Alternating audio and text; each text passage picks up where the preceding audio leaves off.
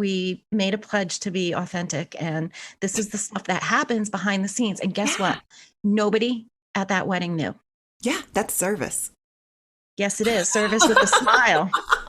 Hey, yes, bitch. Hey, bitches taking pictures. Bad bitch. Bitches taking pictures. Bad bitch.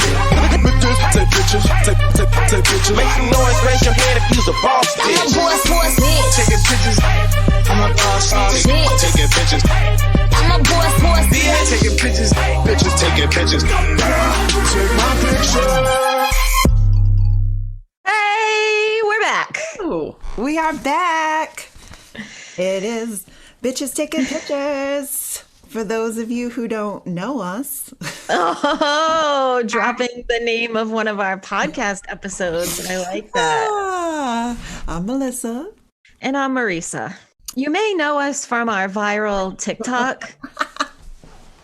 Our That's Not My Name TikTok. And if you haven't seen it, go see it before it's irrelevant. How are we going to keep up? I don't know. I can't even keep up with my normal life. Oh, yeah. Right? Hey, everybody, listen to this. Marisa texted me yesterday that she cracked an egg and put it in the garbage disposal. So that's where we're at. I was like one step ahead of myself. I was going to put the shell into the garbage disposal.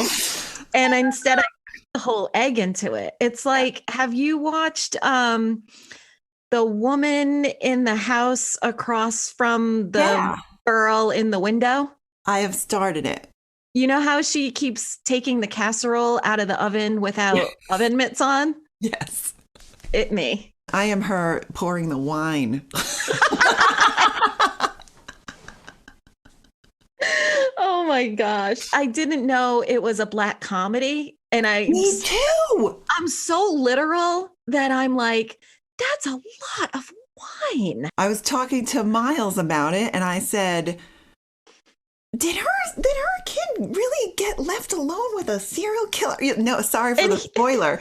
But and I was like, this is so fucking weird. And then Miles was like, Melissa, it's called The Girl in the Window Across. It's like everything your gin and juice in the hood. And I was like, oh, it's every one of those shows. Yeah. I totally missed it because she was like, go to school or something. And she's like, I'm dead. And she didn't cry or react in any kind of normal way. Like she got eaten. Yes. And they were both like, sorry. He was like, sorry, I left her alone with the serial killer and she got eaten. And I was like, these people are fucked. Like, right? I was like, what is going on? Well, I'm happy I'm not the only one. No, you're not. You're not. I mean, I haven't admitted it to anybody yet because I felt like such an idiot until I started cracking eggs in the sink. And I'm like, is my life a black comedy? Like, did we really go shoot a wedding like the day after a blizzard? Did that happen? Well, yeah. And if we're going to be on the subject of a black comedy, I mean, yeah. We can say it. We can totally talk about it. We were shooting at the Providence Library, and there's like a sunken dance floor. How many feet up do you think it is? 20? 20, yeah. 25? Maybe 20, right? I mean, so maybe 20 feet. It's wicked high. It's wicked high. And they put up lighting all around, to make the library look beautiful. And we're eating dinner. And we're waiting for dinner. Oh, we're waiting. That's right. We were waiting. Because what is about to happen made me so nauseous, I couldn't even eat my pumpkin ravioli. Oh, we heard the crash. And we were like an otherworldly sound, like a sound you've never heard probably in your life. We have off-camera flashes on stands. So that was on the floor. And then I saw it falling. I watched it fall in slow motion and I'm like, oh no, our flash is broken. So I look down and there's a man face down on the ground, wailing, making like animal sounds as if it was injured animal and screaming. He rolls over, hand on his face, blood everywhere. And we realized very quickly that he fell off the ledge onto a marble floor. Yeah. Well, actually, we didn't realize it because we thought he tripped over our flashes. Yeah. And I didn't want to look because I was like, we just killed him. Yeah, I guess that's true. We did think that because we used to carry those 40-pound sandbags to like hold the flash. And then we were like, yeah, no, I'm all set with that. Oh, yeah.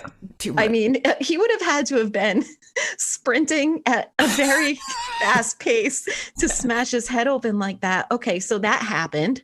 Yeah, he fell off a ledge. And then in like almost like a true black comedy kind of way, he was just like gone. Yeah. It was just like it never happened. And then people were just dancing. Tell them what I you said. kept saying they're dancing on his blood. Yeah. They're dancing on his blood. They were. It was so goth. Nobody knew. Hey, you know what? We made a pledge to be authentic. And this is the stuff that happens behind the scenes. And guess what? Nobody at that wedding knew. Yeah, that's service. Yes, it is. Service with a smile. Service with a smile. Oh, hold on. The DJ had blood on her. She's helping the guy. This hand sanitizer, bloop bloop party. Timberland is on. Timber, all of them. My own worst enemy. Down. Mr. Brightside, all of it. All of it. All of them. Yeah. So, yeah. And then He's okay. a couple days later, we found out that one of the groomsmen and a guest had COVID. Right. It was like, it's like, what keeps happening? I think it's good for our listeners, the millions of listeners, to hear what happens because this is a really hard job. Like that wedding affected us for another week until we could test negative. Yeah. It was like, leading up, we didn't know if it was going to happen because of the blizzard. And then they had to postpone it a day. And then it wasn't that much snow. It was just the fourth worst storm in the history of Rhode Island. Like, and then side note, our couple, they were staying downtown and that weekend. So everybody was in Providence. So during the blizzard, they walked to the library. The father was officiating the wedding anyway. So they just got married on their original wedding date. And then it ended up in the Washington Post, on Stephen Colbert, on Jimmy Kimmel. Jimmy Fallon. Yep. They actually went viral. They really did. But I did get a text from my son in the family group text thread that said, wait, mom's in the Washington Post? How did he see us post it? No, I think he did. It's just that I didn't, it's because we're so famous. I was like, oh, another day, another newspaper, so I didn't advertise it to the family. I was just like, oh, they must be so bored of how amazing I am. I don't want to. I didn't either, actually. Now that I think about it, it was like, oh, pish posh. Go to the Washington Post. Okay, Mrs. Downton Abbey. Yeah. I just binged it. Oh, it is so good. I just want someone to dress me. Right? Like I just want to stand there while they dress me. I want to come down for tea. Oh, and just have someone move. I want to have no rights. Right? Oh, yeah, that too. I want to not be able to vote. Only get married for money. The good old days. Oh, my God. That's just all so crazy when, like, I don't know, someone wanted, like the guy who wanted to get a divorce and his wife was in an insane asylum and he couldn't leave her and she like was completely mad and they had no life together. She was mad. She probably had PMS. She probably had PMS. Back then, yeah. She could do math. They were like, she's crazy. She's a witch. No.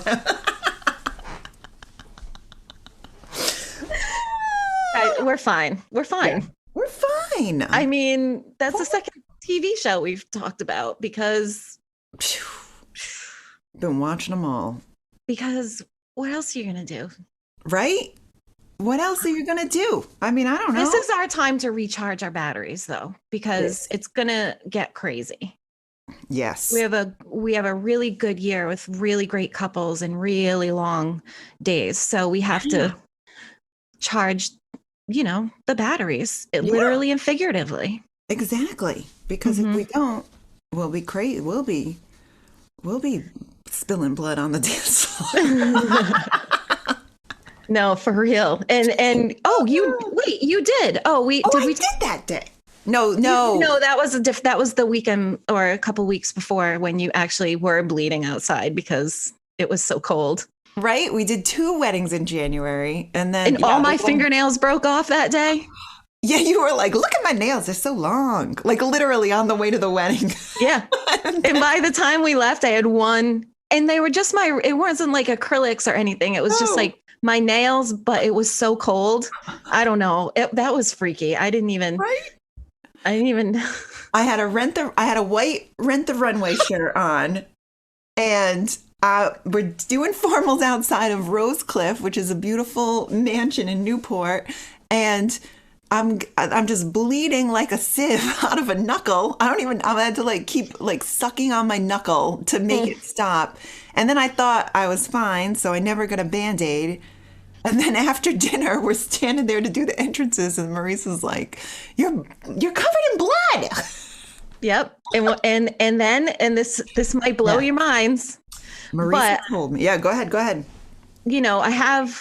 We may have talked about all the useless knowledge that I have bouncing around in my head. Not the practical stuff like how to crack an egg open properly, but the stuff that's like, did you know if you spit on blood on cloth, your own spit gets the blood out? And I blew the minds. It has to be your spit and your blood. So don't go spitting on other people's bloody clothes. Yes. Okay. So then I had to go. I was in the bathroom in the mirror, spitting all over myself, hoping that no one came in because Maurice is like, you got to use a lot of spit. Yeah. It's not the first time I said that.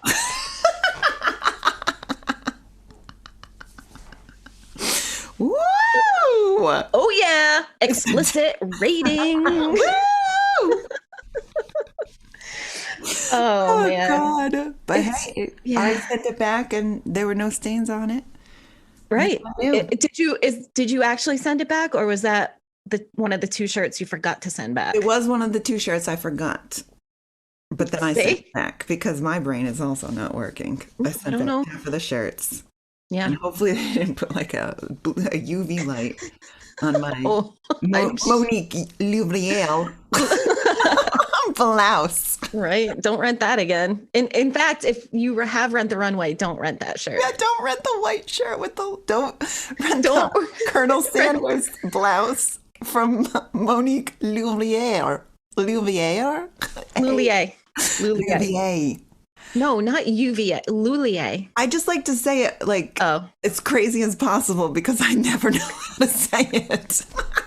There you go. It's endearing. Right? Yeah, exactly. You're like Teresa Giudice. Cover it. Yes. I'm going to blow a casket. That's my favorite one. She is so stupid. Well, I feel bad saying that. Is she stupid? I don't know. I mean, yeah. She might be. When she listens to people and her mouth is open. Oh my God. Because she doesn't listen to anything. It's like she needs the words to go in her ears and in her mouth. Yeah, she's try to ingest them to get extra. We're going to talk about Housewives on another episode because we have or Bravo stuff on another episode because we have to discuss Vanderpump Rules and Brock and Sheena trying to take over the engagement party. Absolutely. That was crazy. Should we save that for another time? We might have to format that whole episode. Yeah. Because I'm really into it. I know. I might need some notes. All right. Yeah, that's fine. That's fair. Well, guys, now that we're recording remotely now because Marisa lives 10 fucking minutes away from me, and it's just too much. We can't even do it. Yeah. So now we can do it on Zoom. Uh-huh. Because dude, Karen and what's the other one's name ever sit in the Georgia. Georgia. Karen and Georgia don't sit in the same room. Maybe once in From My Favorite Murder. No, Yeah. I think it's gone through an evolution of like they recorded in a closet and then they had a space where they did it together, but then COVID happened. So I think they record in two separate places. And it really does help us because we have a hard enough time just putting, our pants on. Yeah. And right now, you don't know if I have pants on.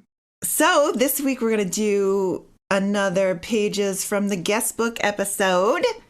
Ooh, I love these. I know, right? They are really fun. So guys, you need to send in more stories. I know we know so many wedding vendors. Like, come on. Send us an email, write it up nice. This is your moment to shine. And even if you can be anonymous. Exactly. Like this one I'm going to read from our friend who is a wedding photographer who is asking to remain anonymous. Okay. All right, here it goes.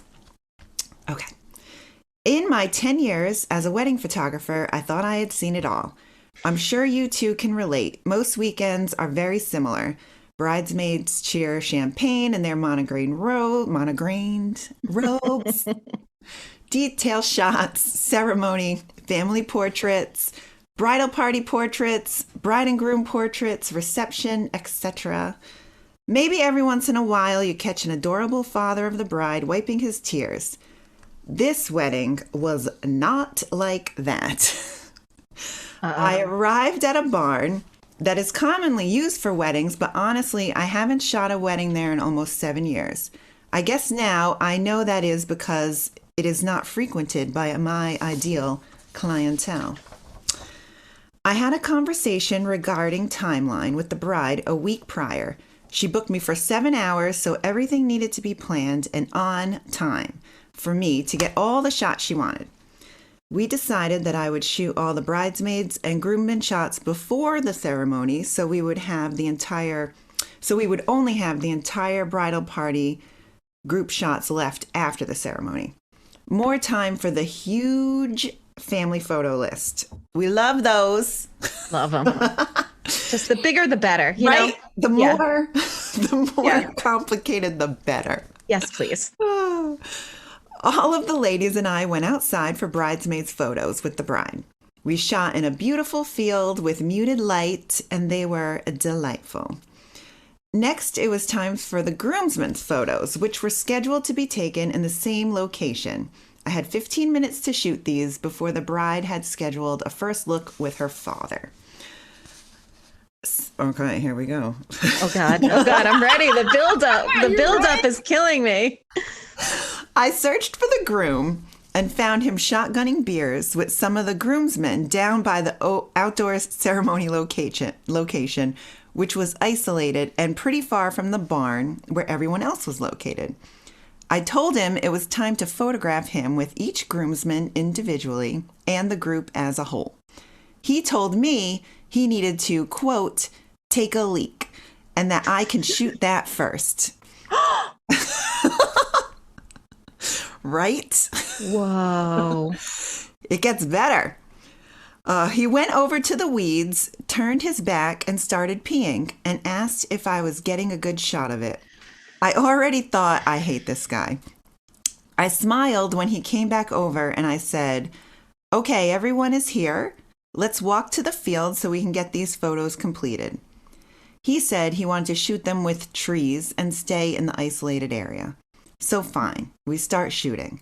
I photographed him individually with probably 4 out of the 8 groomsmen when he decided to light a cigarette. I said, can we wait about 8 minutes until our shoot is over? I can't take your picture while you're smoking. He said, then I guess you'll have to wait. I'm fuming. This is one lucky lady who's right? him. I mean, like, Jesus Christ. Wow. Like, runaway bride time, right? Mm-hmm. Oh, all right. Get that. Okay, I'm fuming. The clock is ticking, and I'm staring at an asshole with a Newport hanging out of his mouth. Of course, it's a Newport. Of course. That is like the white trash cigarette of choice. Yes. Then he sent one of his groomsmen up to get quote, 9 more bush lights, the extra chair covers, and a pair of scissors. After the groomsman comes back and he finishes his cigarette, 10 minutes have passed, and I'm already late to start the first look with the bride and her father. I finished the groomsmen photos, thanked them, and started walking towards the barn when the groom shouts, "Hey, what are you doing? We aren't finished." I turn to tell him that I have everything completed that was on my list for the groomsmen photos, and then I see him cutting the extra chair covers. He waves his hand for me to come back. When I got back down to them, I asked what he was doing, aside from wasting my goddamn time. And then he said, "You'll see. I hate to be a jerk to someone on their wedding day, but I was reaching my limit. After 10 more minutes, he lines his groomsmen up the same way I had them for group portraits and puts the chair covers with eye holes cut out over their heads. This wedding was the weekend before Halloween, so I said, 'Oh, ghosts?' And they all started laughing at me. As I stood there alone in a desolate field full of drunk men laughing at me, I was confused and vulnerable. I'm very outspoken, confident woman, but I was speechless. I just stood there and he said, 'No,' like KKK. Oh my God. I was Right? afraid that's where that was going. Fucked up. Oh my. I think I would have walked away. Right? I mean, Melissa, we couldn't have. Wait. I'll tell you the rest here. Okay. Yeah, it's like, what? I said nothing and turned around and started walking really fast toward the barn, and he chased after me. When he caught up with me, he said, "We paid you and you're shooting this, and I want to see the back of your camera when you're done." I told him I wasn't going back down there and that I would shoot it from where I was standing. I did. He came up and inspected the images and went down with his idiot friends. By the time I got back up to where the bride was getting ready, I was even more pissed off. I walked in. She asked if I was ready to shoot the first look, and I told her that we needed to chat. I started packing my camera into my bag, and I couldn't get out what just happened without tearing up. She started to cry and begged me not to leave. It wasn't the first time I've thought it, but it was the first time I said it out loud. "Are you sure you want to marry someone like that?" came out of my mouth. A wedding photographer to a bride on her wedding day. I ended up staying and shooting the rest of the day. The wonderful DJ got screamed at. The caterers got told off, all by the groom's parents, so the apple doesn't fall far. I had 10 minutes left to shoot when I noticed a lot of the guests crowded on one side of the barn's balcony looking down. The DJ dared me to go over and see what was going on. I couldn't see, but I asked one of the guests, and they said the groom and one of the groomsmen were in a fist fight. I packed up my gear and walked out. I walked to my car without looking back, just like an action movie when the character walks away from an explosion. When I got home, I told my boyfriend the story, showed him the images, and deleted them from my card before importing them into the hard drive. I feel guilty that I didn't fight him harder on it, that I didn't say what I wanted to in that moment.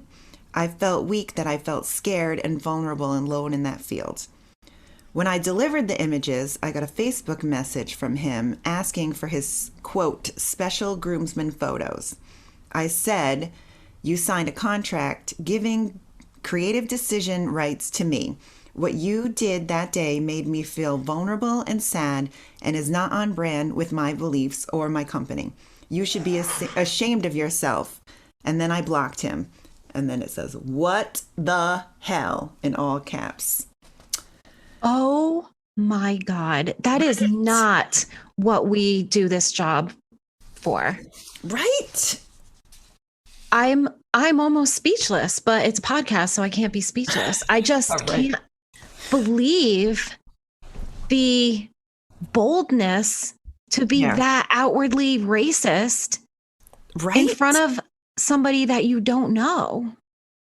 It's completely fucked up, and I thought about it, because I read it obviously before the podcast, and I thought about it, and I mean, when you're in that situation, it's so hard to It is. So I would have gotten Right? dizzy. I get dizzy Yeah. when something upsets me that much, but I also am older and wiser, and I feel like I can speak up a little bit more. And I think we've been in some situations where we haven't said anything, but we also haven't laughed at like inappropriate jokes. We've just like shut down. But I feel like, yes, you're paying me, but you're not paying me so you can abuse me. Yes. You're paying me to take photos, not to listen to your racist, sexist, homophobic remarks. Yes. Yeah. It's like any other job. It's like we don't have HR. We have to be we can't report them to anybody. So we have to be our own advocate and, fuck around and find out. Right. I mean, it does say in our contract that we need cheerful cooperation in order to get the photos. Yeah. And we have had to remind people of that clause if they've come back and be like, the other family has more pictures than us. And we're like, well, do you remember your husband didn't want to take pictures and he wanted to be at the bar? Yeah. That's why you don't have more family pictures, because your husband left. And this was like parents of a couple, not the actual couple, Yes. I thought back to the only time I've been in a situation kind of like that was when I used to assist for Snap, and I was with the groomsmen getting ready. I told this story recently, actually, to you. And the groom would not get ready, and like he was making everything late. I couldn't take pictures. I mean, all he was doing was sitting and drinking with his buddies. And this was at Castle Hill. I think his wife was like an anchor at CNN or something. Like, I mean, whatever. But like, he's like not listening to me. And I keep asking him. He's very dismissive. And then I'm standing there with these guys and they're all talking. And then one of them starts telling a story about a guy that they know who had sex with a prostitute and then like skipped out on her and didn't pay her. And he kept saying that, like, and they're all laughing and like, he did it Greek style, which we had to Google after the wedding. So it's anal. Like, so I'm like listening to this fucking story and I'm like disgusted, and I left the room. And I stopped taking I took like a couple pictures of him putting his tie on, and the bride emailed Mariah and she was like, well, this is what happened. And she just told her. And then the girl, she was like, okay. Because what are you going to say? Right? I'm listening to these dudes laugh about that. Like, basically, I mean, that's rape, right? I mean, she went into a decision with a man for money. Right. And then he just like had sex with her and didn't pay her. Yeah. I mean, when you think about it, it was really uncomfortable. It's awful. I mean, we're not robots. We're real people with real feelings and values and morals and beliefs. And we don't always know who's hiring us. We don't know what their political affiliation is or how they treat women. You're just going in hoping for the best. Hoping for people to be humans. Yeah, it's because, let's face it, the bar is so low. I know. Oh, God. Wow. Yeah. You're going to have to tell me who that was, because I will. I will tell you later for sure, off the record. Because I want to say I'm sorry to her that she had to go through that. Right? Yeah. I know. Pretty fucked up. It's just when you hear someone say, I'm a wedding photographer, you think of like all this beautiful imagery that you see, but the behind the scenes stuff, that's why we're here. We're here to like let you in on some of the stuff that we go through that makes the job so hard, that makes the price point what it is. It's not just going in and taking pretty pictures. Yeah. It's sometimes dealing with some really difficult stuff. And it should be maybe it should be easier, but right? No. I mean, even when they're wonderful people, it's hard. Right. It's already super hard. And then when you have that, it just makes it even more uncomfy. Yes, exactly. Like I can only deal with so much. Well, my story is less awful. Good. And just more cringy. Oh, nice. Okay, I'm ready for it. This person is a friend of ours, and it's a DJ. He didn't ask to be anonymous, so I can probably give him a shout. I can give out a shout out to DJ JD. Yeah.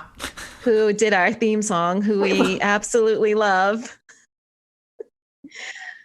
We're going to have to do like a podcast of all our special people. I mean, he should be a guest or something too. Yeah. He's requested that. Yes. Oh, I didn't know that. Oh no, maybe we've requested that of him. Maybe. Anyway, this is a good story. Okay. So, and he wrote it very well, which is much appreciated. Love it. To set the scene, I was set up to DJ under a tent on a beautiful summer day on a hilltop overlooking a vineyard. The wedding ceremony was set up just outside the tent, and everyone was eagerly waiting for the bride to walk down the aisle. As the bridesmaids walked slowly, one after the other, the bride was eventually left alone with her father as the excitement built by the second. At that moment, it was just them in the middle of the tent and me on the edge of the tent behind my DJ booth. These moments are always special to watch. And yeah, I have to agree, because like I'm with those people while you're at the top of the aisle. I'm with them. And that's like a really special moment. It's full of like every emotion you can imagine. And I love that he's like appreciating it, which is, one of the reasons why we refer him. Exactly. So he says, he goes on to say, truly the moments people wait for their whole life. And I get to observe this special time with this bride and her proud father right before they walk down the aisle. Jason, just like me. Aww. Right? Okay. Cue to the event venue owner. An overweight, late 50s gentleman wearing nothing but his best New Balance sneakers, worn out light blue jeans, and old maroon polo. You can picture him, right? Of course. He casually strolls across the dance floor, crossing the middle of the tent and the path of the bride and her father. Knowing he should say something positive and encouraging, he pulls out this gem, not heard since the 1950s. Hubba hubba. My eyes open wide and dart around the room. Oh, wait, it's not a room. It's a tent. But my mind was so shocked, I'd forgotten. I continued to look around to see if anybody else was within earshot. Did this really just happen? Am I crazy? Unfortunately, nobody else was around, but the father and the bride sure were. I have to give it up to the father. He didn't punch this man right in the face. Because you know what? I'm back there. You don't say anything to them. No. You're just a fly on the wall. You just shut up. Yeah. And for me, I take the pictures okay. So the venue owner, realizing what he had done, switched gears and went into complimenting the bride and her father and trying to change the subject as quickly as possible. With no time left to deal with the situation, the bride and her father head down the aisle and the venue owner scurries away. I can only imagine what was going through their minds in that moment. On another occasion, this venue owner turned off the lights and power to the tent while I was still packing up, leaving me in a pitch black tent on a cloudy and rainy night. Mind you, this was for a vendor-focused event they were throwing, and I had donated my time for. Yeah, I was left to finish packing up in the dark. And then there's a whole bunch of, like symbols. So I'm thinking he's saying, what the fuck? And then he says, needless to say, I have no plans on working at this venue going forward. I don't blame him. Oh my God. Hubba hubba? Hubba hubba? To who? The bride? Well, you know what this makes me think of? It makes me think of our latest viral TikTok that I just posted. Yeah. And it's about people doing pranks when somebody's doing a first look. Don't ruin these people's special moments. No, don't be a guy with, flower petals in the pocket of his jacket when he's walking down the aisle and be like a big dumb flower boy. Unless the bride specifically wants it. But Every time I see that, I cringe because what are you doing? You can have a moment at your introduction if the couple wants you to have that moment, do whatever you want. But this is a serious, beautiful time. Yeah. And if you're a professional You should know better than to say hubba hubba before a bride walks down in the aisle.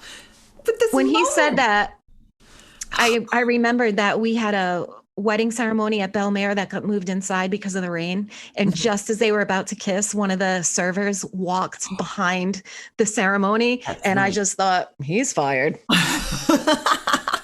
That's right. Because that's the level of professionalism and respect that we expect at events like this, because people have paid a lot of money. And like Jason said, this is the moment they've waited their whole life for.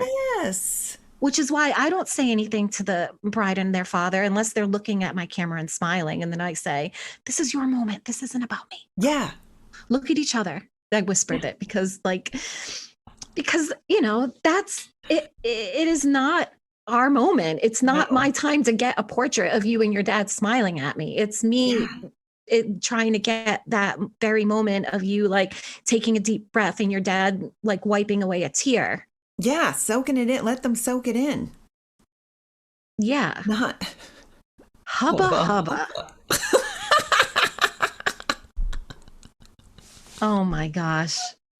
But when was the last time somebody said that? I've said it about bubblegum.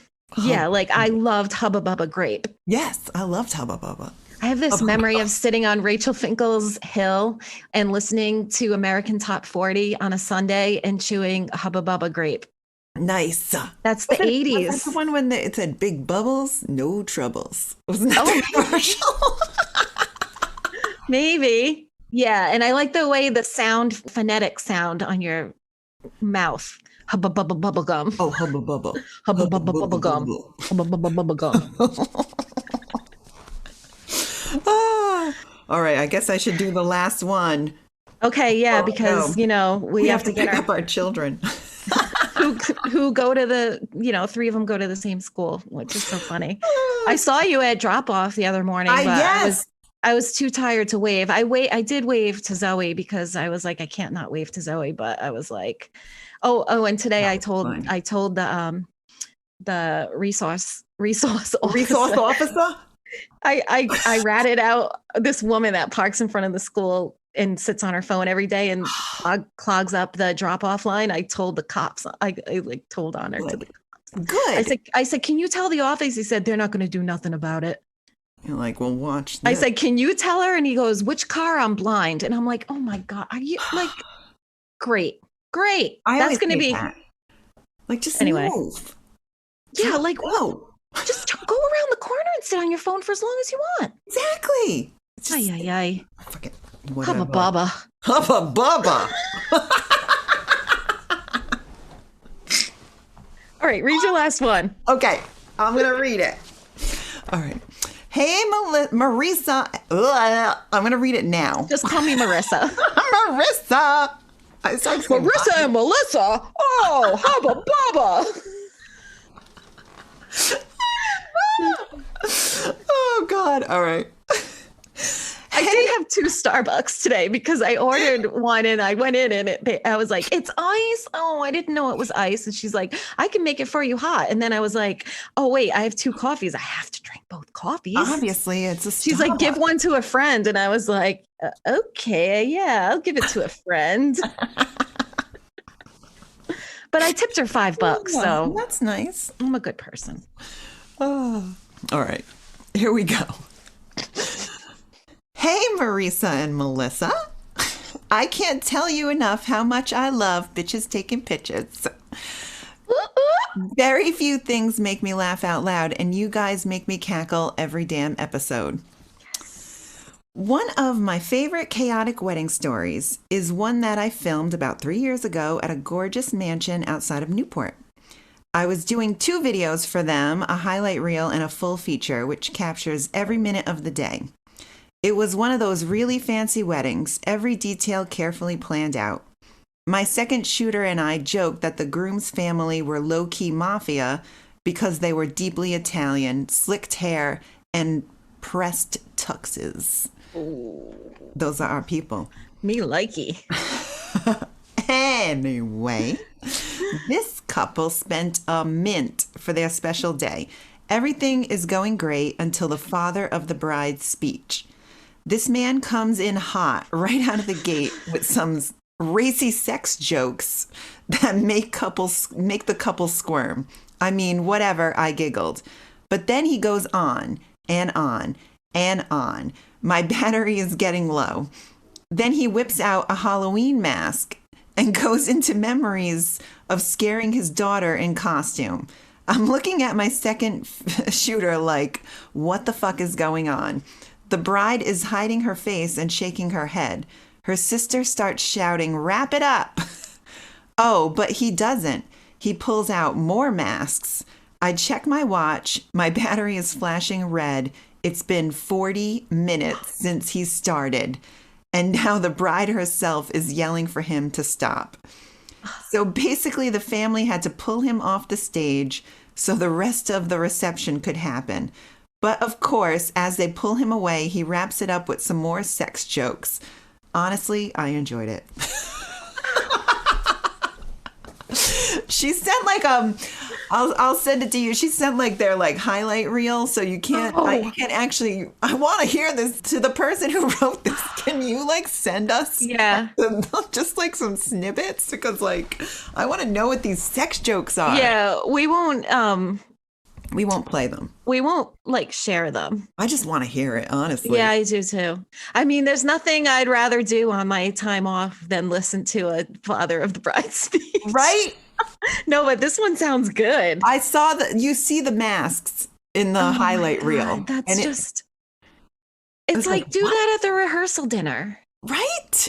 40 minutes. I lose it after 5. I'm done. I'm like, how many? I mean, for us, you only need a few good pictures of the toast happening. So after 5 minutes, I'm just like faking it or just like taking pictures that I know are just going to get deleted, but then that makes more work from you. So once again, we will say your speech should only be 3 minutes. Absolutely. Absolutely. Oh, 40 minutes. Man, we would have been like, oh, I would have probably left the room. I don't know what. I did that. When the father of the bride said, on whatever date, 1991, when my baby was born, and I just left the room because that's when I graduated high school. And I was like, right. Remember, I just needed a moment. Yeah, I was just like, okay. Wow, this is what we're doing. This is happening. Kind of like that 90s party on Summer House last night. And I was like, that was the worst. Right.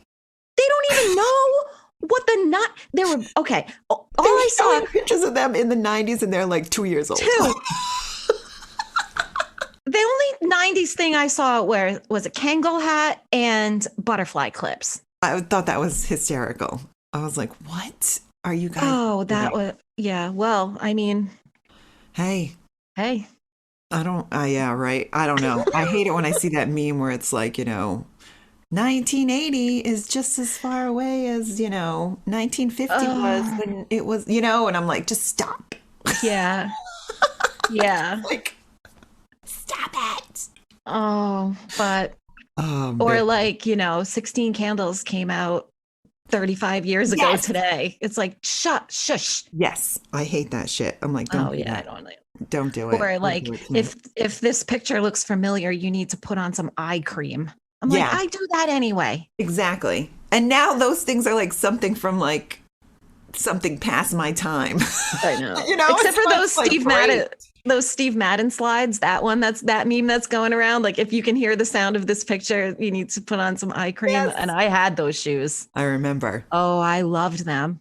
They made me like 3 feet taller. Yeah. I mean, 3 inches taller. That's why I never wore them. I know, right? You would wear them now, though. Now I would. I'll get you a pair for your birthday. No. I need shoes with a back. No. I do. Otherwise, an arch support. Yes. I'm told. Well, all right, people. It's time to go get our kids. Yes. Yeah. So follow us on Instagram and our new viral TikTok. Yeah. We might have like 10 followers. It's out of control. We can't. I know it's hard to keep up with all the comments and reshares and God, it's a full-time job. Yeah, we might need a little manager. Just a little one. Just a little manager. Just a short one. Yeah. Oh man. All right. Until next time, we love you. And be safe. Be safe. Don't fall off any ledges. Wear a mask and get vaccinated. Hubba bubba. Hubba bubba. Bye.